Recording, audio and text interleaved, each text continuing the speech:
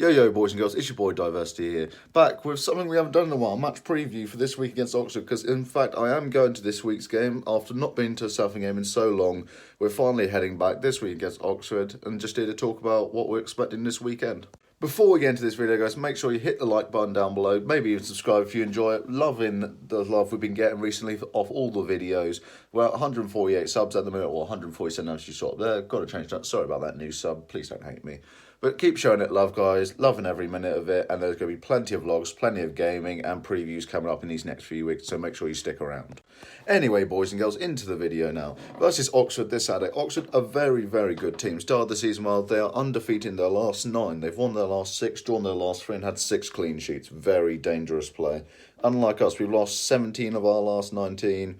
And I believe if we concede 2 more goals, we're going to hold the record for like the most goals conceded, which I believe came from Cardiff some when back. But yeah, if we ship 2 goals this weekend, that will be an unwanted record I do not want us to have. Been to the Southend Stadium a few times with my dad, with friends, family, to watch Southend play. I think we're almost like Oxford's bogey team. Oxford fans, let me know what you think. I think anytime we play you, your last win against us, I think at our stadium was in 2003, and then I think it was a 1-0 or 2-0 win.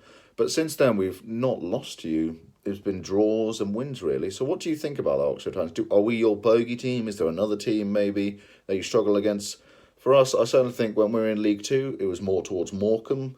When that year we went up, Morecambe were always our bogey team. We'd never win against them. All we had to do was win, and we did not win, in fact, and went to Wembley. But hey, we won in the end. But still, it was a bit, are we your bogey team, are we not? Let me know down below. Now, Oxford obviously have some big-name players. Jamie Mackay, Simon Eastwood, Ben Woodburn. Very big players down for this League 1 team.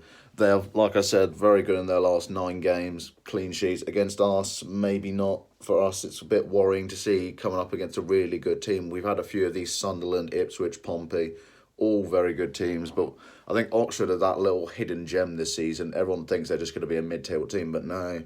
Beginning of the season, I tipped them to be in the top 5 maybe, and they're just below that. They're sat in 7th now. So as a Southend fan, it's very worrying this weekend going to have to watch them against potentially a promoted team by come the end of the season. Line-up I'd like to see against Oxford for Southend. I'd like to stick with Bishop in goal. Yeah, he's had a few games, but still, I'd like to keep him in against who was in the Cup, Wimbledon, when we actually won a game for the first time in how long. Apparently, he played very well, made some very good saves. Defence-wise, now, centre-backs we're really short of. We're missing, who was it, Shaughnessy, he's injured. Harry Lennon, we're not even going to speak of that. What he's done is unacceptable. I think he should just be gone now. Suspended, maybe not enough, maybe fine him if we keep him, but really don't like what he's done. And of all things, to go out with the opposing team's players and fans, like, I get maybe he's from round there, maybe he was, yeah, like I said, from round there, but still, I think that's just unacceptable on all levels. Anyway, back to the lineup now, boys. Elvis, we like to play almost like a 3-5-2 or 5-3-2 at the minute. Not 4-4-2, not anything with 4 at the back. It's either a 3 or a 5 at the back. So I'm going to start, imagine if we're playing 5 at the back with the wing-back system. I put Elvis on the right. Then going inwards, I keep Richard Taylor. I didn't go to watch the Wombles match, but apparently he was really class. For a young player, come down from Burnley, apparently he was really good to watch. Very exciting player. I put him in there straight away. I put Kiernan on the other side, Dieng in the middle as captain. He stepped up recently for us. The chants in the crowd have been really good for him, very positive. I think we're settling well with him as our captain, our centre-back. And that left wing-back, I go Nathan Ralph. Obviously, we've got really no one else to go there. Moving into the midfield now, boys. Now, depending on this 3-5-2, 5-3-2 situation, however he plays it, with either Elvis and Ralph on the wing, I'd like to put, well, the 3 in the middle I'd like is Hamilton on the left, maybe. Milligan in the middle. He's getting a bit old for himself. Pompey game, he didn't show up at all. He was really bad for us. Still think there's something in there for him, maybe. And then on the right, I'd probably put Isaac, Hutchinson's been really good recently. Just likes to go for a digger goal whenever to test the keeper. Really like that from him. And then the 2 up front, if it is the 2, then I'd like to see Hopper and maybe Goodship or Cox. It's maybe. Humphreys is still out injured. Goodship did score against Pompey and was really bright. But maybe Aqua, he did well for the youth as well, as did Matt Rush. But I'd leave Rush maybe on the bench. Maybe Aqua and Hopper. You could really play around with the strikers. We've got a lot this season, unlike last season with all the injuries. So, but for me, I do Goodship and Hopper up top. Goodship in his natural position. Hopper looking to get back into his form he was last season. So hopefully we can push on from that. Also, boys and girls, after doing just a little bit of looking and reading about Oxford, I do see you like to play a 4-3-3 or maybe a 4-4-2 formation. I might be wrong with that. It's just me looking on some apps and websites, looking at your team, how you like to play.